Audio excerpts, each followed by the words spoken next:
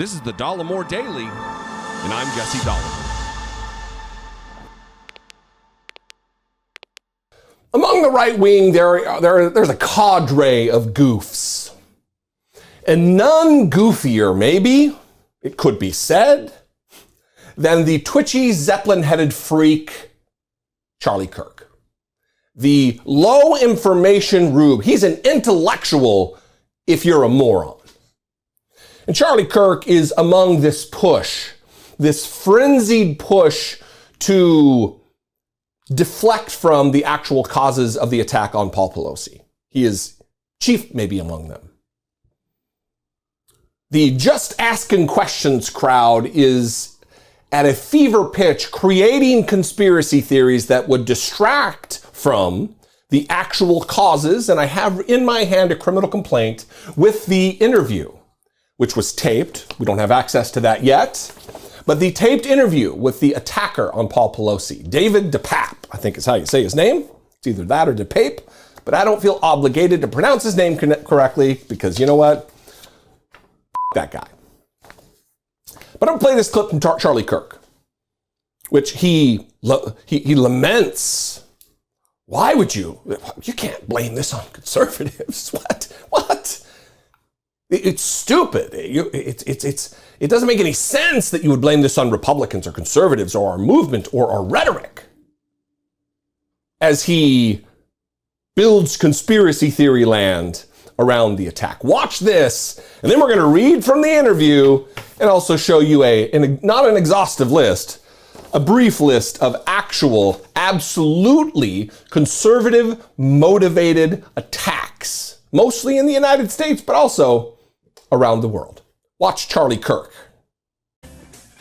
I mean, I'm looking at Politico.com. I'm looking at the New York Times. I'm looking at all these places, and there's a little bit of mention here. For example, Politico says top Republicans reject any link between GOP rhetoric and Paul Pelosi assault. Of course you should reject any link. Why is the Republican Party, why is the conservative movement to blame for gay schizophrenic nudists that are hemp jewelry makers breaking into somebody's home, or maybe not breaking into somebody's home? Why are we to blame for that exactly? And why is he still in jail? Why has he not been bailed out? By the way, if some amazing patriot out there in San Francisco or the Bay Area wants to really be a midterm hero, someone should go and bail this guy out. I bet his bail's like $30,000 or $40,000. Bail him out and then go ask him some questions. I wonder what his bail is. They're going after him with attempted murder, political assassination, all this sort of stuff. I'm not qualifying it. I think it's awful. It's not right. But why is it that in Chicago you're able to commit murder and be out the next day? Why is it that you're able to trespass, second-degree murder, arson, threat of public official, cashless bail? This happens all over San Francisco, but if you go after the Pelosi's, oh, you're let out immediately. I don't know that there's a less qualified dum-dum with a microphone in front of their mouth more than Charlie Kirk. But let's address this asswipe's claims. First of all, to reject that the GOP had anything to do with this is just a fool's errand. Here's a list here. We'll put it on screen. This is by no means an exhaustive list. There are dozens and dozens and dozens and dozens of attacks, violent attacks, deadly attacks that take place in this country that are at the hands of white supremacists, right-wing psychopaths. We all witnessed the insurrection where thousands of low-information rubes, devotees of Donald Trump, stormed and attacked violently the United States Capitol in a bid to overturn a free and fair and settled election. We witnessed that live on TV. But there are others. The Charleston shooting, white supremacy. The Colorado Springs Planned Parenthood shooting. These are all just since Donald Trump came on the scene in 2015. Remember the Comet Ping Pong, the Pizzagate? conspiracy theory spread by that Jack Posobiec and Mike Cernovich, those two idiots. That wasn't a liberal attack. That was a conservative rube, a moron, who walked in to find the basement of a building that didn't have a basement. The Portland train attack, the knife attack, Bloomington mosque bombing, Charlottesville, Jews will not replace us. Remember? They weren't driven there by Bernie Sanders or Joe Biden. They were driven there by white supremacists, by the Stephen Millers of the world, by the Steve Bannons of the world, by the Donald Trumps of the world. Remember, very fine people on both sides. These Nazis who killed a woman, very fine people. Remember Caesar Sayoc, the MAGA bomber, that idiot? The MAGA bomber, the guy with Donald Trump decals all over his van. Remember that guy? He didn't have Bernie Sanders stickers on his car. The GOP absolutely is complicit in these attacks. The Republican Party, the largest white supremacy organization on the planet, absolutely plays a role. The Pittsburgh synagogue shooting, tragedy in Pittsburgh, where the man in his writings and his manifesto cited Tucker Carlson's great replacement theory for the reason he was doing his killings. The Christchurch mosque shooting, same thing. That wasn't in America, that was in New Zealand. But the great replacement theory was the motivation. The great replacement theory taught for decades by organized white supremacists, and now nightly on Fox News with Tucker Carlson.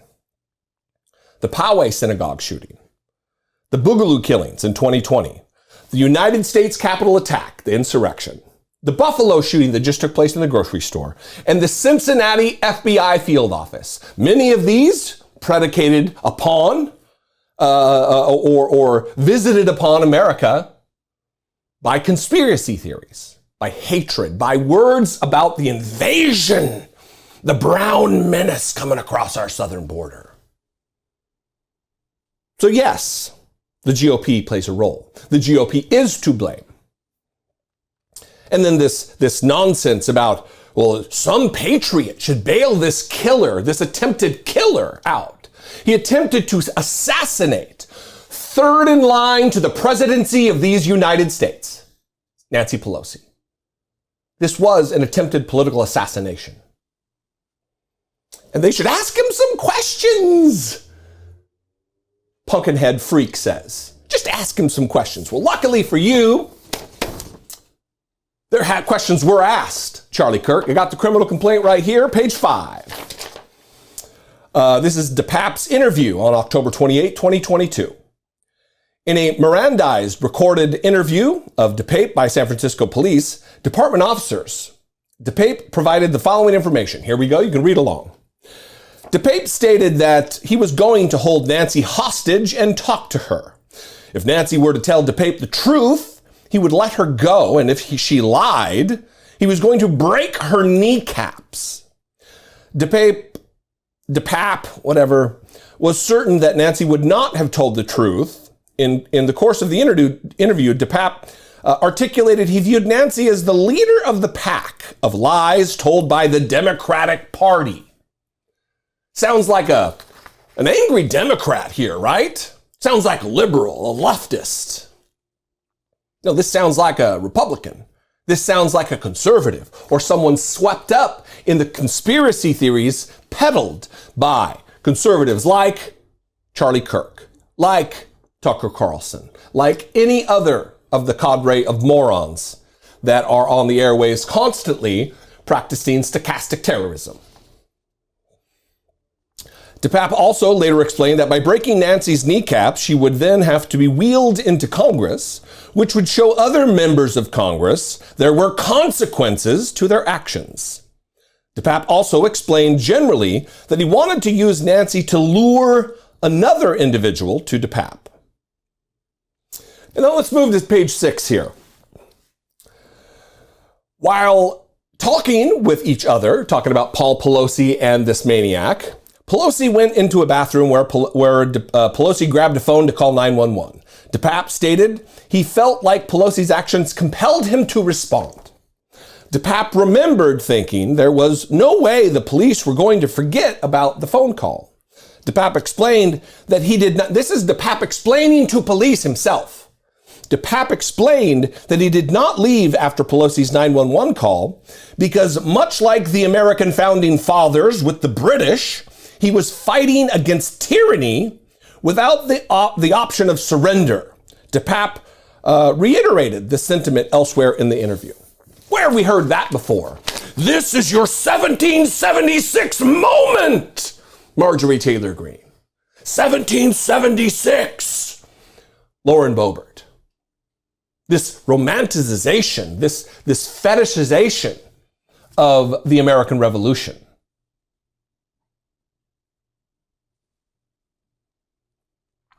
This obsession with the Second Amendment. They hold their Bible close and their gun even closer, just like Jesus would do. The Republican Party has a role in this. Let's not get it twisted. Let's not be stupid. Let's not ignore the facts as they are. Let's deal with reality on reality's terms like sane, cogent, rational human beings. What do you think? I would love to know. You can call, leave me a brief voicemail, 714-576-4054. Of course, you can absolutely email me, daily@dollemore.com. Hater communication is welcome. I currently have a guy calling me 3 times a day. I will sift through the unhinged ramblings of this clown and report back. We'll see if there's something that I could play and we can address some of his many, many concerns. Follow me on social media. I'd love to connect with you there. I am at Dollemore on Twitter, at Dollemore on Instagram, and I'm back on TikTok. That's a good time. I want to thank everybody for sticking around while I was gone, while I was recovering from my surgery for colon cancer. In the meantime, you had Brittany Page. A lot of you really enjoyed it. She has started her own YouTube channel to talk about things that she is most passionate and interested in, and I think that you will enjoy it. Go subscribe to that channel, link below. I would appreciate it very much. It is tough out there when you're starting out. I also want to thank you guys for 400,000 subscribers. I crossed that mark yesterday. That is fantastic. What can we do to get to 500,000, 500,000? If you choose to, if you're in a financial position to do so, not if you have to budget it in or any of that, but if you're in a financial position to do so and you'd like to help support my work, click the join button below, become a channel member for $1.99 a month, or you can go over to patreon.com/IDoubtItPodcast. Both those are great ways to help support what I do right here. That's not just for the podcast. All of it is in one common pot, supporting our work in our attempt to make our world a better place. I love you guys. I appreciate you so much. I'll see you next time. Until I do, be genuine.